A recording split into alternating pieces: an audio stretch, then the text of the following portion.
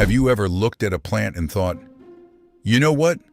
I should probably set this on fire and inhale it? Because at some point in history, someone did exactly that. So who was the first person to smoke weed?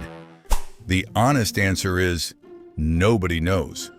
But humans have been hanging around cannabis for a very long time. The plant was being grown in Asia thousands of years ago for rope, clothing, medicine, and probably 100 other things people forgot to write down.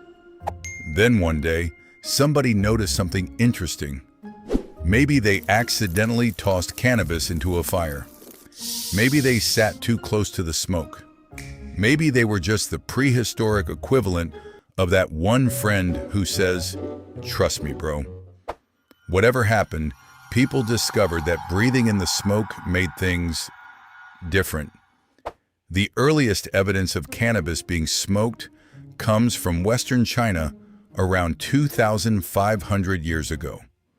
Archaeologists found ancient wooden braziers containing burned cannabis with unusually high levels of psychoactive compounds.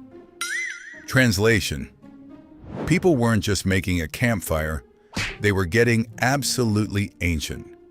Some historians think cannabis smoke was used during rituals, ceremonies, and communication with spirits. Others suspect that after the first guy tried it, the conversation probably went something like this. Did you hear that? Hear what? The color blue. From there, cannabis spread across trade routes into India, the Middle East, Africa, and eventually the rest of the world. And that's how a wild plant growing in the mountains ended up becoming one of the most famous substances on Earth. So who was the first person to smoke weed? We don't know their name. We don't know where they lived. But somewhere in history, one curious human looked at a random plant, lit it on fire, inhaled deeply, and accidentally changed culture forever.